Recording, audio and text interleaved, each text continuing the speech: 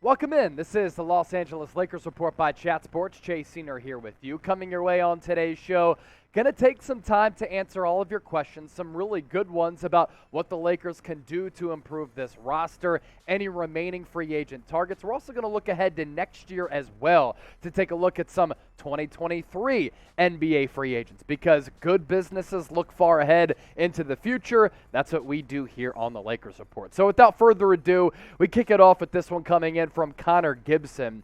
Do we buy out Russell Westbrook's contract? Will we have to pay him $15 million per year for 3 years? Yeah, that's not really how it works. You just got to pay the lump sum of what he's due this year, but I don't think the Lakers are going to buy him out. If anything, I think he's going to be on this roster, and I'd rather have Russ on the roster than pay for him not to play. I hate paying players to just go away. I don't think it solves a lot of problems. There have been some examples like what the Houston Rockets did with John Wall last year where they're trying to groom, develop, and grow this young team, and they didn't see a spot on the team for John Wall, and John Wall didn't want to be a part of those plans because he's not in the future plans for the Houston Rockets. That's why he stayed away. He let the batteries recharge to a certain degree, and then he ended up hitting the free agency market and signed with the Los Angeles Clippers for 1 year and about $12 million.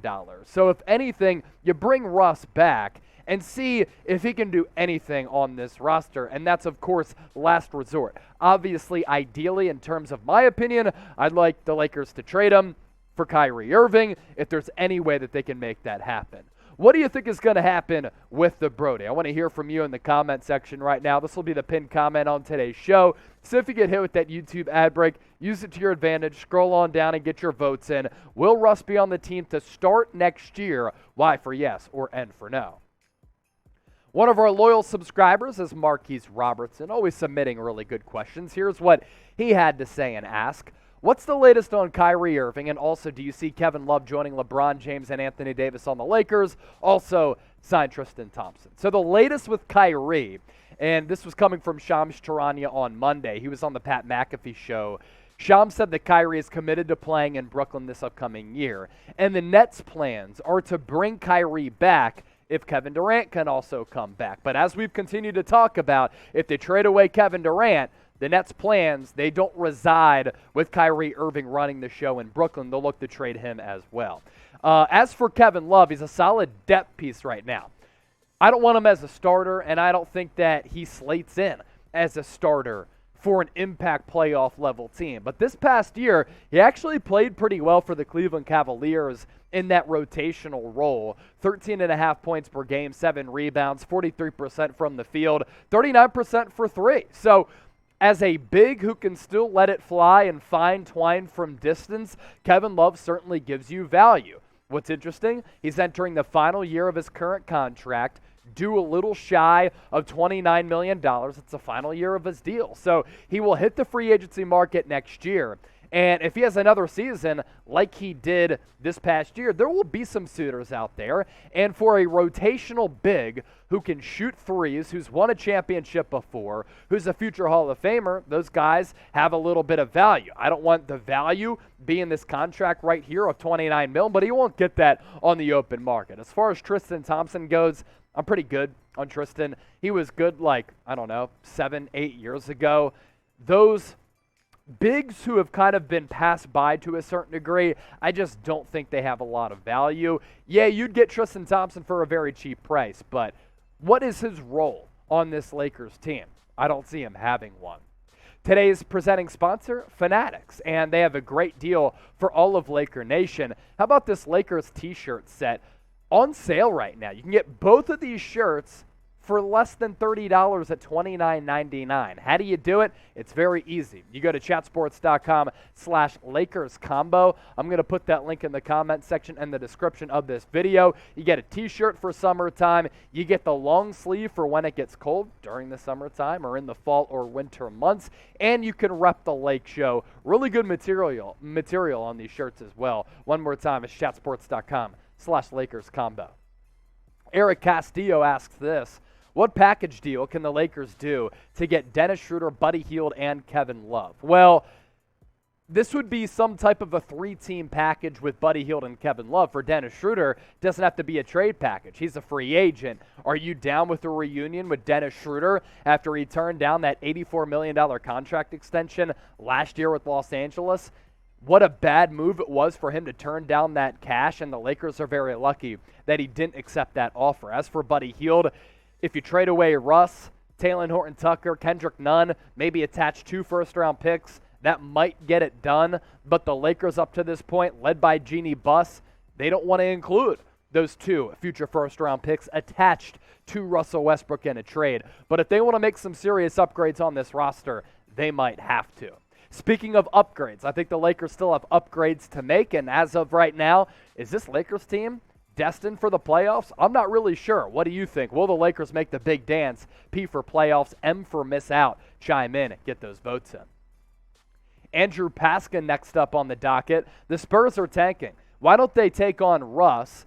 He can make them lose, A, and B, he can at least show the younger kids a few things about intensity. And that's what always Russell Westbrook is good for, is intensity. His competitive nature, the guy's a dog. He wants to win. He plays with the utmost effort, and oftentimes he's available, and I give him credit for that. But he would make them lose because of the stylistic component to his game. Now, the Spurs are certainly interesting here in this equation for Los Angeles because they could serve as a salary graveyard. They're top 2 in the NBA with the most amount of cap space, right up there with the Indiana Pacers, who weren't able to land that deal for DeAndre Ayton. I think the Spurs are clearly tanking. I think that they're trying to lose out for Victor Wembanyama, and they could take on Russell Westbrook's contract, and he'll put up big numbers for San Antonio, but those numbers aren't going to translate to wins. So maybe it does make sense, but that's more so hopeful thinking for Los Angeles to just get rid of Russell Westbrook's contract in hopes that you can bring a larger contract onto this roster.